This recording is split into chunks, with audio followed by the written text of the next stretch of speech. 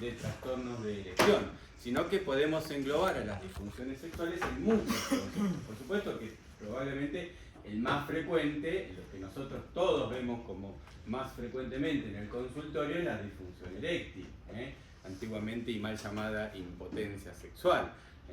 Pero también podemos considerar dentro de las disfunciones sexuales los trastornos del deseo, el deseo sexual hipoactivo, el deseo sexual hiperactivo, la falta de deseo sexual, los trastornos de la eyaculación, dentro de los cuales tenemos la eyaculación prematura, la eyaculación retardada, la aneyaculación, la retroeyaculación. Tenemos muchos aspectos que afectan a la fisiología eyaculatoria, los trastornos del orgasmo y por último las deformidades penianas, que también están dentro de las disfunciones sexuales porque muchas veces afectan la actividad sexual, dentro de las cuales tenemos las dos más frecuentes, que son el corvo congénito, el pene corvo congénito, y la enfermedad de Peyronie. Una clasificación súper antigua y absolutamente obsoleta, esto de desglosarlas en orgánicas, psicógenas o mixtas.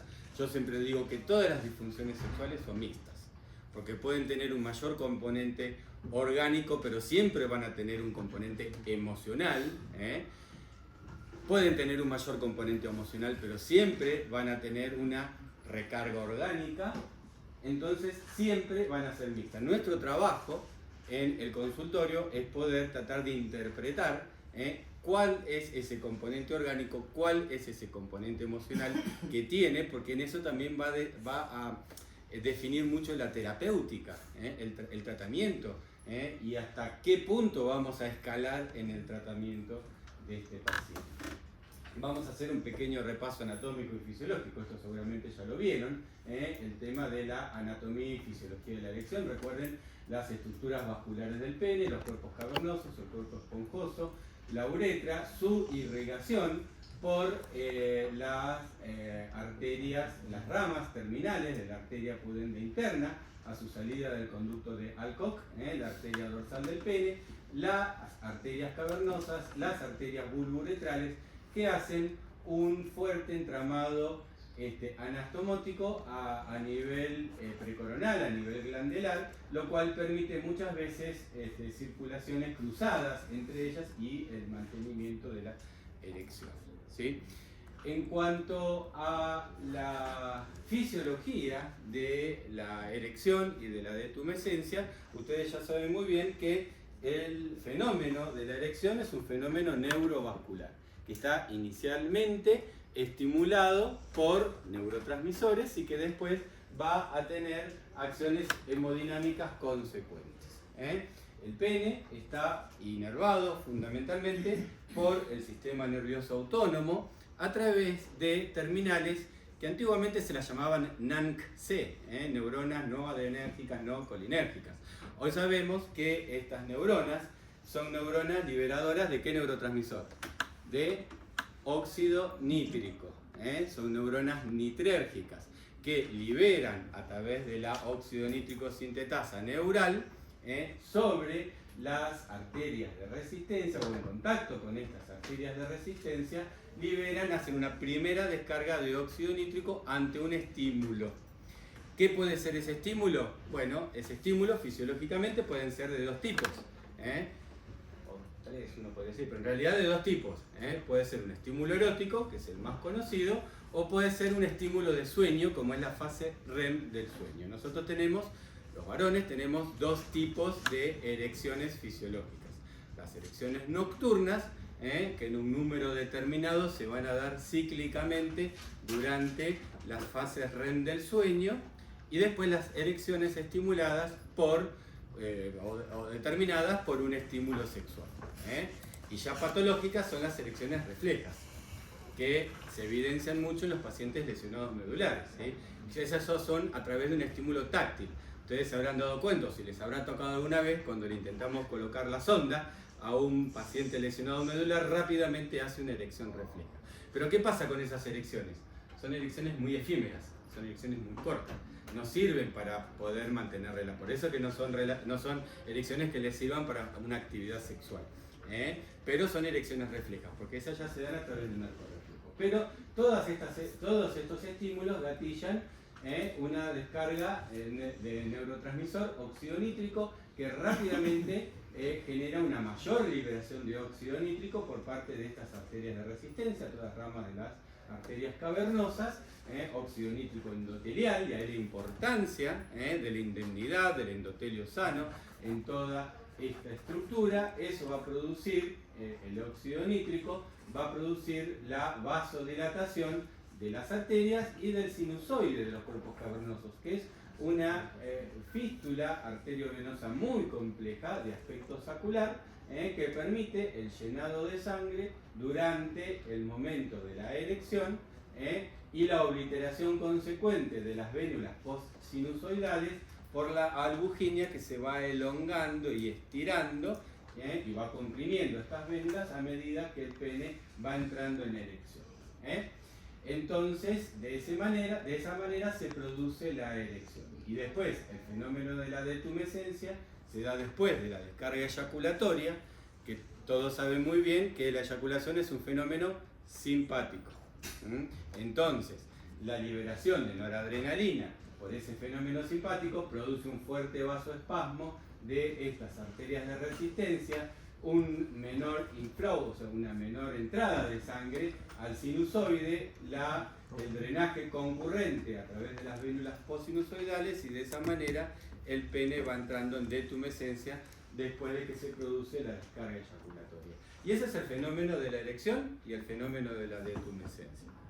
Si ya después entramos en aspectos más moleculares, ¿qué es lo que hace el óxido nítrico? El óxido nítrico lo que hace es activar segundos mensajeros que lo que producen es la desfosforilación de las proteínas del sistema mioesquelético de la célula muscular lisa. Entonces, esa entrada de calcio que se produce dentro del retículo endoplasmático y a nivel mitocondrial, lo que hace es que se produzca la despolimerización de microtúbulos, de microfilamentos que forman parte del sarcómero, y entonces se produce la relajación de la célula muscular lisa. Eso básicamente es la acción que tiene el óxido nítrico sobre estas células musculares. ¿Sí? Muy bien. Y entonces entramos en todas las patologías que pueden afectar este fenómeno fisiológico, que es muy complejo. La edad, fundamentalmente, si bien la edad no es una causa de disfunción eréctil, todos sabemos que con la edad el número de erecciones y la calidad de las erecciones va disminuyendo. Esto está estimulado en parte por una disminución de la actividad de testosterona, por una mayor aromatización de la testosterona a estradiol por el tejido graso, etc. Entonces eso va determinando que con la edad fisiológicamente haya una menor intensidad y número de erecciones. Pero sí tenemos patologías que son altamente erectolíticas, altamente terribles para las erecciones, como son la diabetes, la hipertensión arterial, la enfermedad coronaria, el síndrome metabólico, que es esta conjunción entre obesidad, diabetes, dislipemia, el tabaquismo, que ahora conocemos mucho y estudiamos mucho más, el hipogonadismo de inicio tardío. Son esos pacientes que, si bien tienen niveles de testosterona total normales o en el límite de la normalidad, vemos que tienen niveles de testosterona biodisponible, metabólicamente activa, que están francamente disminuidos. Y eso también afecta mucho, entre otras cosas, la calidad de la erección. Y lo que llamamos ansiedad de desempeño. ¿Qué es la ansiedad de desempeño? El concepto de ansiedad de desempeño es muy simple, es el miedo al fracaso. Cuando esto es muy común, especialmente en personas jóvenes, que luego de haber tenido un intento sexual en el cual no hubo muy buena performance, lo que se produce es un bloqueo de tipo emocional en los siguientes intentos, que lo que hacen es que muy frecuentemente o muy posiblemente también vayan a fracasar en esos consecuentes intentos. Eso se llama ansiedad de desempeño. Y una de las muchas cosas que tenemos que corregir en el tratamiento de las disfunciones sexuales es esa ansiedad de desempeño. Es muy alta en las personas jóvenes o con pareja sexual no frecuente, o con pareja sexual, no permanente. Es mucho más baja en adultos mayores con una pareja sexual ya estable. Entonces, muchas veces eso también tiene que ver en el tratamiento que nosotros le vamos a establecer a las disfunciones sexuales. ¿Hasta acá hay alguna duda? Si quieren, interrúmpame si algo de lo que estoy diciendo por ahí genera dudas, o voy muy rápido, porque esto es muy amplio también y lo tenemos que desarrollar en una clase.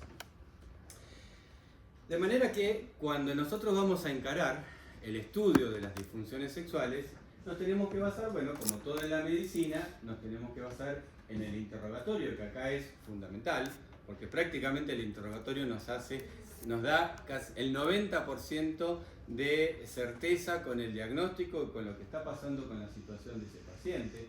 Bueno, por supuesto, aprovechar por un examen urológico completo, más un paciente en edad de control urológico, un paciente mayor de 50 años. Hay que hacer una evaluación psicosexual sin que tengamos que transformarnos en sexólogos con esto, en sexólogos clínicos. Es importante, todos los urologos tenemos que tener un mínimo conocimiento de la evaluación psicosexual para, lo que yo digo, saber perfilar al paciente.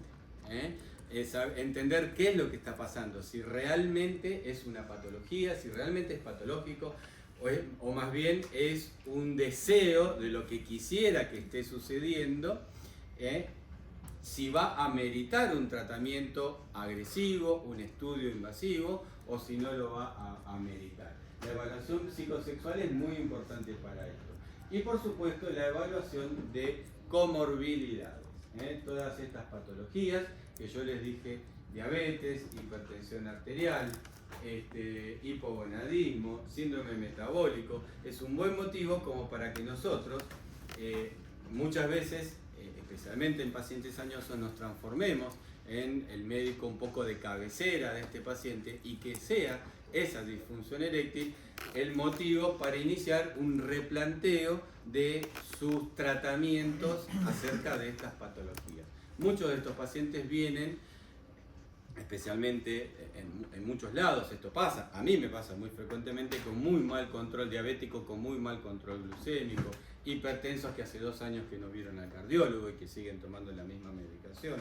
Entonces por ahí no va a modificar mi esquema de tratamiento, pero sí es un buen puntapié para decirme, vea, esto va a funcionar mejor, el tratamiento, si también usted se apega al tratamiento, al manejo de su patología de base. Y no sería la primera vez que mandando al paciente al cardiólogo, no porque le tenga que dar una pastilla de sildenafil, mandándolo al cardiólogo simplemente como para que haga un buen control cardiológico, ¿no? Y no sería la primera vez que viene meses después avisándome que le pusieron 2 stents. No sería la primera vez. Todos sabemos que la disfunción eréctil precede en 5 años, en los pacientes panvasculares, precede en 5 años un evento coronario. Eso ya está muy estudiado y está muy publicado. De manera que muchas veces nosotros nos tenemos que transformar en ese médico que genera la recomendación. Bueno, también desde hace unos años a esta parte se generó un fenómeno muy particular con el estudio y el tratamiento de las disfunciones sexuales. Yo le diría que casi hasta mediados de la década del 90, la consulta por disfunciones sexuales era un terreno prácticamente exclusivo del urólogo. ¿Por qué? Porque las terapias que se instauraban hasta el surgimiento de la medicación oral, de todos los inhibidores de la fosfodiesterasa 5, era una terapia que muchas veces era invasiva. Estamos hablando de drogas vasoactivas, tratamientos rehabilitantes, dispositivos evasivos o hasta tratamientos quirúrgicos. En cambio, con el surgimiento de estos medicamentos, de los inhibidores de la fosfodiesterasa 5, cambió mucho el concepto de a quién consulta el paciente por una disfunción sexual.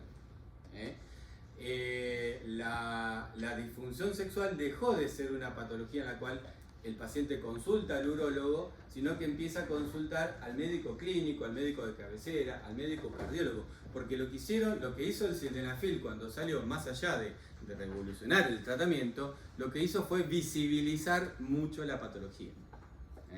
Se generó mucha visibilización de la patología. Entonces los pacientes empezaron a consultar mucho más abiertamente y generalmente a sus médicos de cabecera o al que tiene mejor acceso.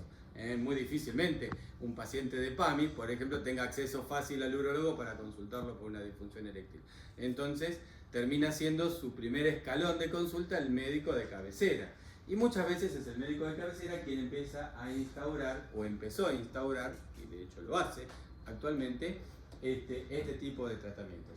Hay un estudio muy conocido en España, donde mostraron a nivel epidemiológico que el 70% de las indicaciones de sildenafil o de tadalafil, de inhibidores de la fosfodiesterasa 5, las hacen los médicos de atención primaria. Solamente un 30% las hacen los especialistas. Y esto se da mucho en países donde el acceso más fácil lo tienen al médico de atención primaria. Por lo cual, cuando el médico, o uno ya como médico generalista, va a encarar el tratamiento de este paciente porque nos consultó por una disfunción sexual, por supuesto que tenemos que tener un laboratorio completo que nos vaya confirmando o descartando todas estas patologías concomitantes que uno está sospechando. La evaluación cardiológica tiene que ser una evaluación cardiológica básica, tampoco es necesario que un paciente se tenga que hacer una ergometría para que nosotros le indiquemos una medicación de este tipo, pero sí tener una indicación cardiológica básica. ¿Por qué? Porque estos medicamentos tienen una contraindicación muy absoluta, que son aquellos pacientes coronarios que están medicados con nitratos o nitritos. De manera que esa evaluación cardiológica inicial es importante tener, ¿sí?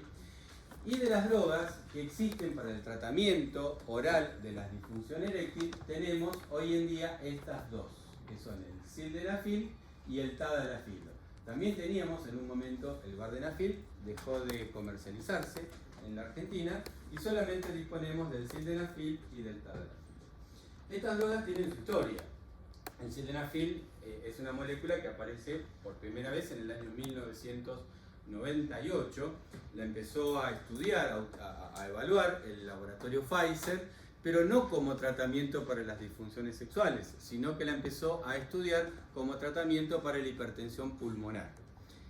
Lo que vio a través de las evaluaciones consecuentes y de las encuestas que se fueron haciendo a los pacientes que recibían esta medicación en forma diaria, porque se empezó dando en forma diaria. La verdad que no sé qué pasó con la hipertensión pulmonar, pero muchos empezaron a manifestar una mejoría de sus erecciones con la toma de este medicamento. De manera que Pfizer rápidamente cambió el eje de su estudio y comenzó a reorientarlo hacia el tratamiento de la disfunción eréctil, que por supuesto una población enormemente mucho más grande, y le dio un resultado comercial muchísimo más importante. Y dejó de estudiarse en forma diaria para estudiarse y para darse en forma a demanda. El sildenafil es una molécula de vida media más corta que el tadalafil, que después vamos a verlo. Tiene una vida media más corta y tiene menor absorción intestinal que la que tiene el tadalafil.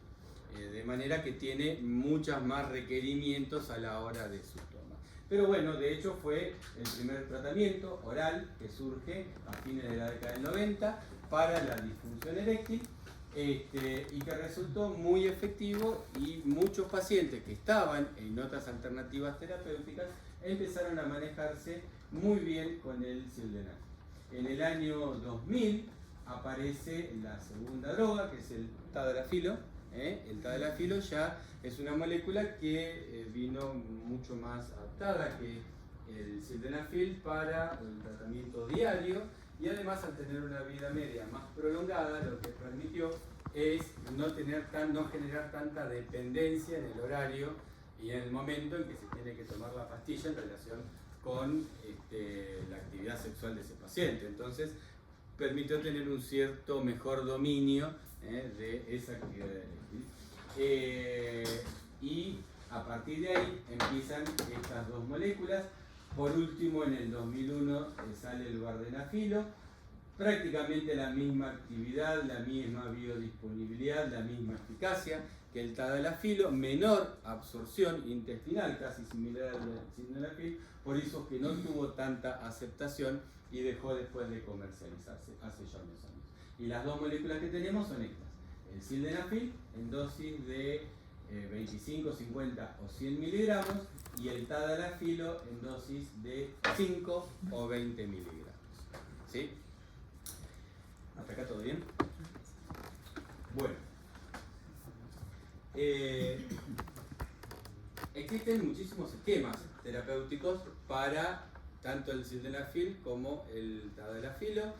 De estos esquemas terapéuticos yo le diría que quedó prácticamente una recomendación, una sola recomendación, que la repiten casi todas las sociedades urológicas, es que el sildenafil no tiene mucha utilidad como medicación en tomas diarias, sí para medicación para utilizarse a demanda. En cambio, el tadalafilo puede utilizarse en forma diaria, en forma a demanda o en forma combinada, que es como generalmente más lo estamos utilizando actualmente. Un esquema de tratamiento de tadalafilo puede incluir, por ejemplo, el que se utilice en dosis de 5 miligramos en forma diaria, y después le podemos agregar al paciente que a demanda utilice 10 o 20 miligramos de tadalafilo, 25, 50 o 100 miligramos de sildenafil, y utilizar esos esquemas.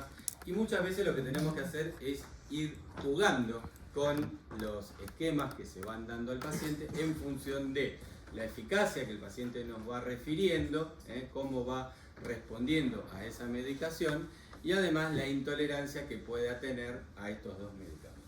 ¿Cuáles son los dos principales efectos adversos del sildenafil? Que genera mucha cefalea, mucha congestión nasal, genera palpitaciones, genera taquicardia, y muchos pacientes abandonan el tratamiento por esos efectos adversos. El tadalafilo no tiene prácticamente esos efectos adversos, sí genera intolerancia gástrica. Puede generar dispepsia, puede generar dolor abdominal, acidez, que muchas veces se puede solucionar diciéndole al paciente que también utilice algún inhibidor de bomba de protones, por ejemplo, concomitante a la utilización del tadalafilo. ¿Cada cuánto tenemos que reevaluar a los pacientes que nosotros estamos tratando farmacológicamente? En esto no es que tenemos que darle un tratamiento y decirle, bueno, dentro de 6 meses lo veo. Nosotros acá tenemos que ser, lamentablemente, tenemos que ser muy perseguidores, porque los cambios, las mejorías o las alteraciones que se puedan producir del tratamiento se van dando muy rápidamente. Entonces lo recomendable es que por lo menos cada 3 o cada 4 semanas nosotros lo citemos al paciente a un control en el consultorio, hasta tanto lleguemos al tratamiento que digamos, este es el tratamiento que funciona para este paciente. Nunca vamos a tener 2 pacientes que funcionen de la misma manera con el mismo esquema de tratamiento. Si hay algo que tenemos que tener en cuenta con el tratamiento de las disfunciones sexuales, que es muy artesanal. Nosotros tenemos que ir jugando mucho con las distintas alternativas terapéuticas que tenemos y encontrar para cada paciente la mejor alternativa. Y raramente vamos a tener a 2 pacientes que con la misma dosis y el mismo esquema funcionaron.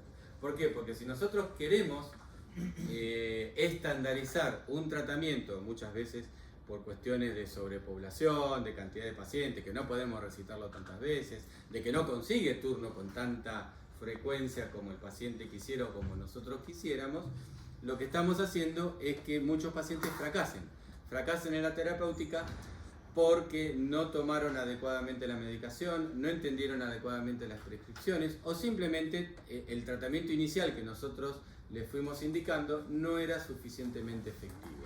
Entonces ese fracaso lleva al abandono del tratamiento, y en realidad lo que había que haber hecho era ir tratando de ajustar dosis o de modificar esquemas.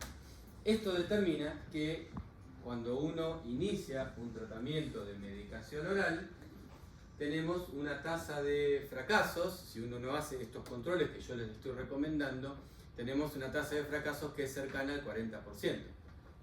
Es decir, que de 10 pacientes que estemos tratando, 4 no anden y abandonen el tratamiento, ¿sí?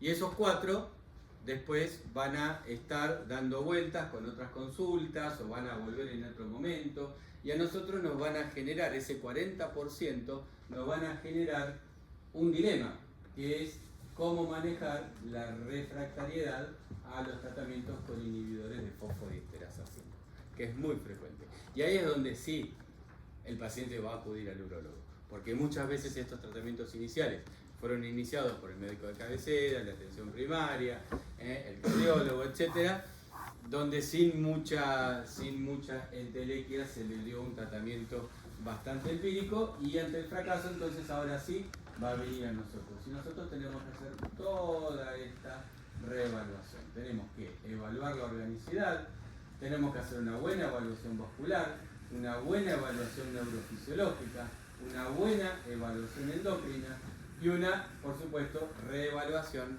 psicosexual del paciente. O sea, tenemos que estudiarlo bien a fondo. ¿Y cómo vamos a hacer la evaluación de organicidad? Lo primero que tenemos que saber es si el paciente tiene una disfunción eréctil de causa orgánica o tiene un alto contenido emocional. Esto la mayoría de las veces lo logramos con el interrogatorio. Ustedes saben que nosotros a los pacientes les tenemos que hacer 2 preguntas. Hay 2 preguntas que son claves para saber hasta qué punto una disfunción eréctil es orgánica o tiene un alto contenido emocional. La primera pregunta es si percibe erecciones nocturnas. ¿Qué les comenté yo? Que las erecciones nocturnas son erecciones fisiológicas que están ligadas a la fase REM del sueño. De manera que todo paciente tiene que notar o percibirlas. Generalmente las últimas erecciones se van dando en horario de la madrugada. Entonces muchos pacientes que se despiertan, por ahí notan las erecciones, las perciben, o si se despiertan a la noche las perciben. Hay pacientes que nos dirán, antes las sentía, ahora no las siento más. Las puedo sentir, pero no con la misma intensidad con que las percibía antes. Alguna noche sí, alguna noche no.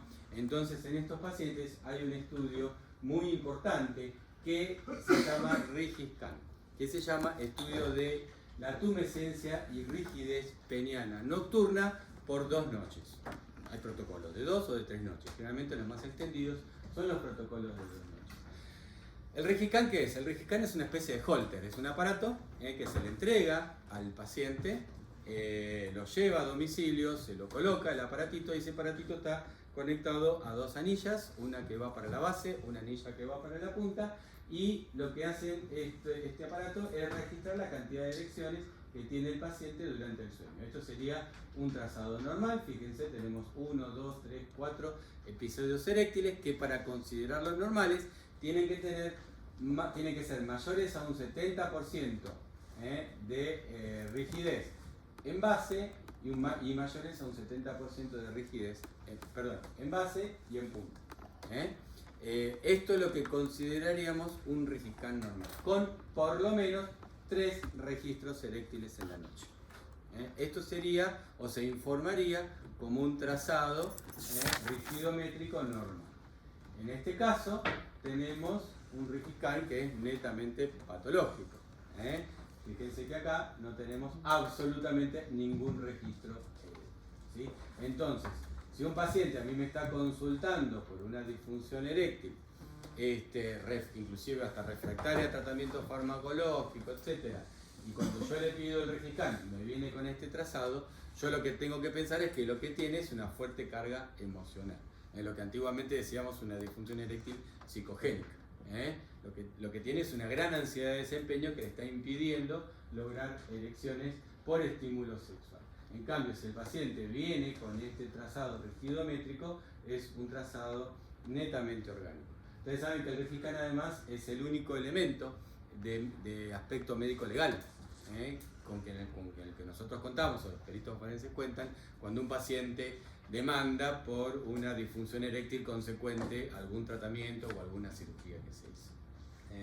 De manera que es un estudio muy importante. ¿Lo hacemos en todos los pacientes? No, porque yo les dije que el 90-95% de los pacientes nosotros nos damos cuenta acerca de su organicidad o no, prácticamente con el interrogatorio.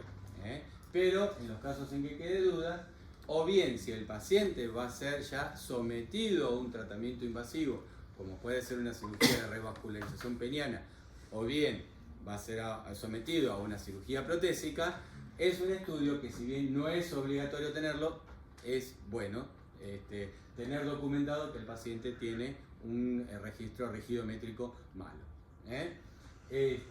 Bien, ¿qué nos pasa con esos pacientes que tenemos un Rigicam patológico, o bien en aquellos pacientes en los cuales no le hicimos Rigicam, pero tenemos una fuerte sospecha de etiología vascular, porque son diabéticos, porque son panvasculares, porque tienen antecedentes coronarios, porque tienen un síndrome metabólico, porque son obesos, etc.? Bueno, el estudio de Doppler, el eco-Doppler peniano con drogas vasoactivas.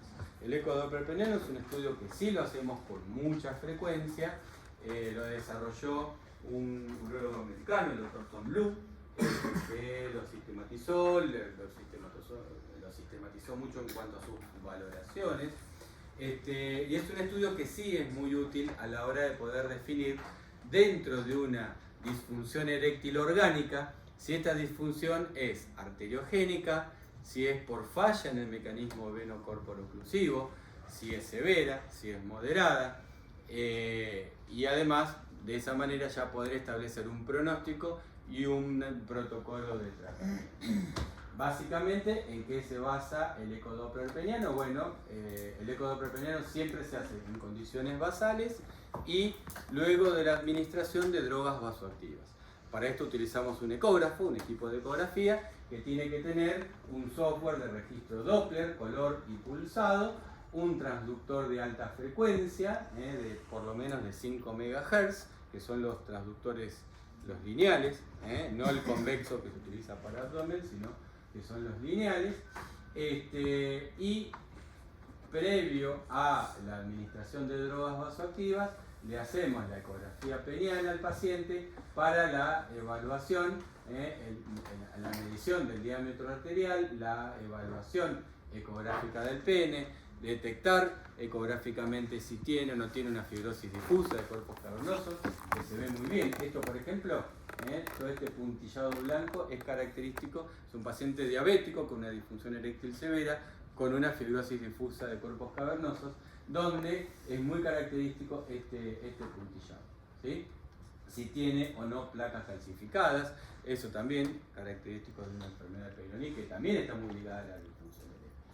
Y luego de la aplicación de drogas vasoactivas, entonces ahí sí hacemos la medición de los registros Doppler.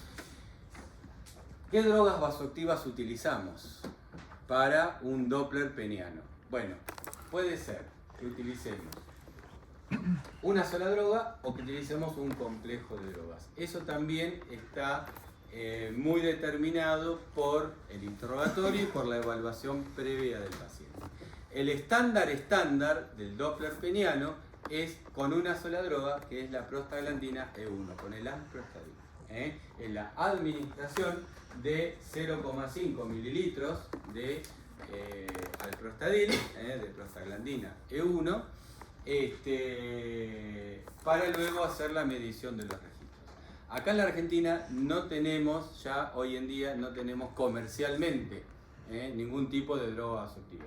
Hasta principios del 2000, hasta 1999, 2000, había una prostaglandina comercial que era el Caberget.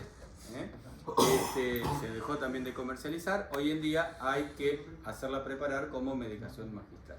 Habitualmente lo que hacemos es, yo tiro recetas porque esto también es muy práctico, ¿no?, para todos nosotros. Habitualmente lo que nosotros hacemos, o lo que yo le indico al paciente, lo mando a comprar, es 20 milicientigramos de PGE1 en 1 mililitro de solución fisiológica de solvente indoloro. Le digo, usted vaya a la farmacia, puede ser una farmacia de magistrales, le digo, vaya, lo mando con la receta, vaya, compra el medicamento y lo guarda en cadena de frío, porque tiene que mantenerse en cadena de frío, y saca un turno conmigo, me viene a ver ya para hacer el Doppler. y le hacemos el Doppler, ¿sí? Y normalmente no lo hago con los 20 milicentigramos, lo hacemos con 10 milicentigramos, porque lo que queremos hacer inicialmente no es buscar una erección plena, simplemente lo que estamos buscando es una vasodilatación de las arterias cavernosas para poder hacer las mediciones de Doppler.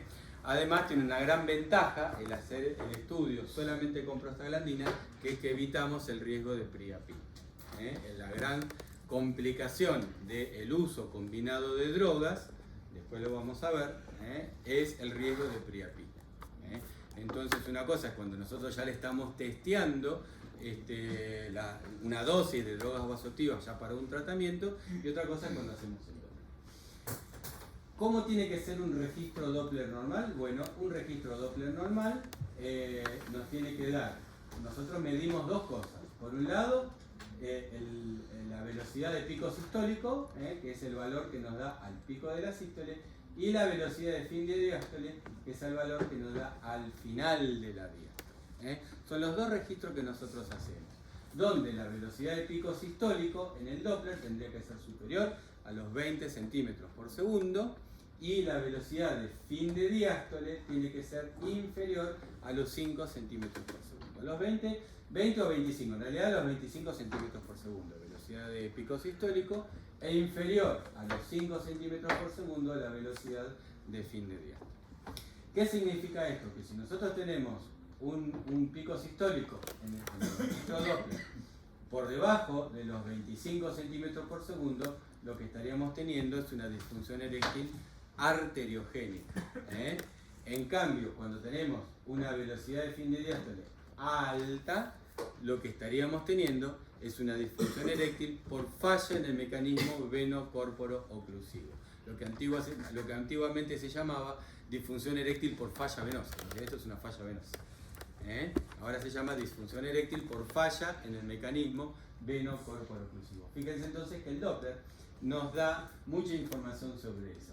¿Cuánto tiempo después de la aplicación de la droga vasoactiva? Lo tenemos que hacer por lo menos a los 5, a los 15, a los 5 y a los 15 minutos hay que hacer el Doppler. Y si uno tiene duda, volver a repetirlo a los 30 minutos. ¿Sí? Pero normalmente a los 5 y a los 15. Un pequeño secreto que yo muchas veces hago en el consultorio por ahí lo podemos hacer, capaz que a nivel hospitalario es mucho más difícil, es aplicar la medicación y yo después lo dejo al paciente en un privado y le digo, estimúlese, como habitualmente lo haría en su casa, durante 5 o 10 minutos. Porque eso también, el estímulo sexual también ayuda a lograr la erección. Y de esa manera, a los 5 minutos ya regreso y empezamos con el estudio. Entonces, esto por ejemplo sería un estudio normal. Yo todo esto se los digo para tratar de estandarizar, para que todos tendríamos que hacer lo mismo si uno hace este tipo de estudios, porque si no, cuando estamos hablando muchas veces en las discusiones sobre si el Doppler, los valores y demás, tiene mucho que ver cuánto tiempo después se hizo la ecografía, el Doppler, en qué momento, en qué circunstancias. Yo les voy a contar, por ejemplo, un secreto, una cosa que a mí me pasó durante muchísimo tiempo. En el hospital donde yo trabajo, las ecografías las hace el servicio de ecografía, no las hacemos nosotros los urólogos. Entonces, si yo le pido un ecodoppler con drogas vasoactivas al ecografista, se espanta porque no sabe inyectar al paciente. ¿Sí? Entonces, ¿qué teníamos que hacer? ¿O qué tenía que hacer yo? Tenía que hacer la indicación del pedido, mandarlo al paciente a ecografía, le tenía que decir, mire, cuando le den el turno para esta ecografía, venga y avíseme, porque yo tengo que bajar a hacerle la aplicación del medicamento. Tenía que bajar a hacerle la aplicación del medicamento, y en el servicio de ecografía, que también es un lugar con posgrados, estaba el ecografista con 20 residentes alrededor. Claro, ¿se imaginan que cómo va a dar ese Doppler? Imposible que dé bien ese Doppler, porque en todo esto la ansiedad de desempeño tiene mucho que ver. En cambio, cuando uno lo hace en un ambiente propio, relajado, donde estamos el médico y el paciente nada más, bueno, todos estos sesgos se van eliminando. Entonces, estas son cosas que son muy importantes, porque en el primer caso, donde el ecografista me diga, no, tiene una disfunción eréctil arteriogénica, no, tiene un nivel de estrés elevadísimo el tipo, porque está desorbitado. ¿Me comprenden? Bueno, estos son ejemplos de Doppler netamente patológicos, fíjense, son Doppler donde prácticamente no hay registros históricos, no hay registros de fin de diástole, entonces son disfunciones eréctiles arteriogénicas muy severas. Otro estudio que nosotros ya no hacemos tanto en situaciones muy puntuales, pero básicamente cuando el Doppler nos daba francamente patológico, era la arteriografía selectiva del territorio pudendo. En la arteriografía selectiva del territorio pudendo, cuando esto lo hacen los oculares, ¿no? Los cardiólogos intervencionistas, normalmente cuando se hace el cateterismo, la angiografía de la arteria pudenda, en condiciones normales, uno puede ver cómo se produce la circulación en la dorsal del pene, la arteria cavernosa, las arterias bulbouretrales, y fíjense ese plexo anastomótico que yo les dije que se veía a nivel precoronario, intraglandular. Esto sería una arteriografía pudenda normal. En una obstrucción severa de arterias cavernosas, fíjense cómo se tiñe la arteria dorsal, no tenemos visualización ni de las arterias cavernosas ni de las bulbouretrales, y por supuesto ese plexo anastomótico está absolutamente borrado. ¿A todos los pacientes con disfunción arteriogénica le ponemos este estudio? No, porque cuando uno pide un estudio, la idea es que este estudio a nosotros nos permita, a partir de ese estudio, programar una terapéutica o diseñar un tratamiento. No lo hacemos a todos los pacientes, esto estaría casi selectivamente indicado a aquellos pacientes que han tenido politraumatismos con fracturas pelvianas, con una disfunción eréctil que consultan a consecuencia de esa fractura pélvica, donde nosotros, generalmente pacientes jóvenes, sospechamos que esa disfunción eréctil está relacionada con una lesión del territorio pudente. ¿Por qué? Porque después estos pacientes son pasibles, hacer una cirugía de revascularización de arteria dorsal y de arterias cavernosas, como para tratar de recuperar las erecciones a partir de esta microcirugía. Esa sería casi la situación ideal para pedir este tipo de estudios. Otro estudio que también se puede realizar radiológicamente, que también se pide en casos muy puntuales, es la cavernosografía dinámica. ¿Qué es la cavernosografía dinámica? Es un estudio que se hace generalmente en la sala de radiología, se hace con un seriógrafo, en el cual lo que hacemos, previa inyección de alprostadil al paciente, previa inyección de una droga vasoactiva, de la misma manera que haríamos el Doppler, el ecodoppler con drogas vasoactivas, previamente a la inyección, para producir una vasodilatación y una erección lo mayor posible, le hacemos la inyección de contraste iodado. Esto se hace generalmente con una jeringa de 20 mililitros y con contraste iodado, el que utilizamos habitualmente para hacer las pilografías, ascendentes, etc., las uretografías, un contraste iodado, donde nosotros al momento de que estamos con el seriógrafo en tiempo real, al momento que estamos inyectando el contraste, vemos si ese contraste se mantiene dentro de los cuerpos cavernosos, y de esta manera consideramos que no hay fuga venosa, que no hay falla en ese mecanismo veno-corporo-oclusivo, o bien que vemos que rápidamente el contraste fuga hacia el plexo venoso preprostático, en cuyo caso vemos o diagnosticamos una falla en este mecanismo veno-corporo-oclusivo. ¿A quiénes le pedimos este estudio? Bueno, básicamente en aquellos que el Doppler les dio, que el estudio Doppler les dio una velocidad de fin de diástole muy elevada, y reiteradamente muy elevada. Entonces le hacemos este estudio, bueno, porque estos pacientes generalmente son pasibles de algún tratamiento un poco distinto que el resto de los pacientes. Esto se da habitualmente en personas jóvenes.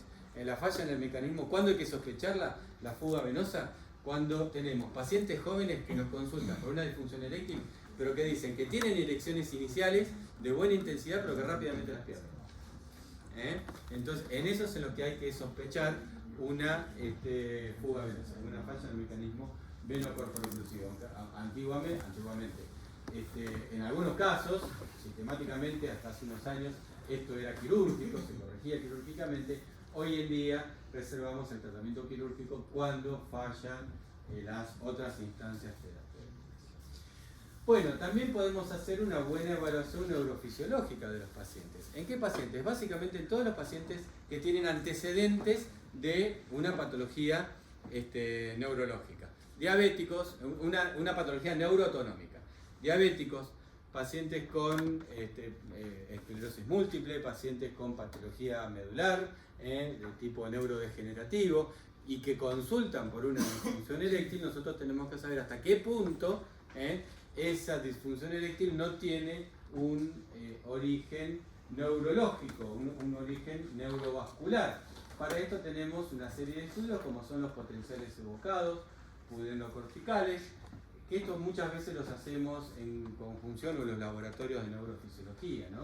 Potenciales evocados pudenocorticales, la velocidad de conductancia nerviosa en miembros inferiores, la medición del tiempo de latencia del reflejo bulbocavernoso, y lo que yo considero como más importante en los estudios neuroautonómicos, que es el electromiograma de músculo liso o electromiograma de cuerpos cavernosos. Este es un estudio que tiene mucha utilidad, especialmente en los pacientes diabéticos, cuando nosotros, ante una falla terapéutica inicial de estos pacientes, queremos saber hasta qué punto hay un factor neuroautonómico que está incidiendo en esa disfunción eréctil. Y nosotros podemos ver en el electromiograma dos tipos de registros. Un registro donde hay actividad bioeléctrica de los cuerpos cavernosos, pero esto es para un cuerpo cavernoso, esto es para el otro cuerpo cavernoso, pero los patrones son totalmente asincrónicos y asimétricos. Entonces hablamos, en este caso, de una neuropatía autonómica leve o moderada, ¿sí? O bien pacientes en donde prácticamente no hay actividad bioeléctrica en los cuerpos cavernosos. Esto es muy importante porque el hecho de que no haya actividad bioeléctrica en los cuerpos cavernosos nos está hablando de que esa actividad de neuronas no adrenérgica, no está funcionando. Esa neurotransmisión inicial de óxido nítrico no se está dando. Y si no se da esa actividad inicial neurotransmisora, por supuesto que no vamos a tener todo el resto del mecanismo fisiológico de la lesión. Y esto ya estamos hablando de una lesión neuroautonómica severa. A partir de estos estudios, estos son los estudios complementarios que existen para disfunciones sexuales, para disfunción eréctil puntualmente. ¿Hasta acá alguna pregunta? ¿Alguien tiene alguna duda que me quieran decir?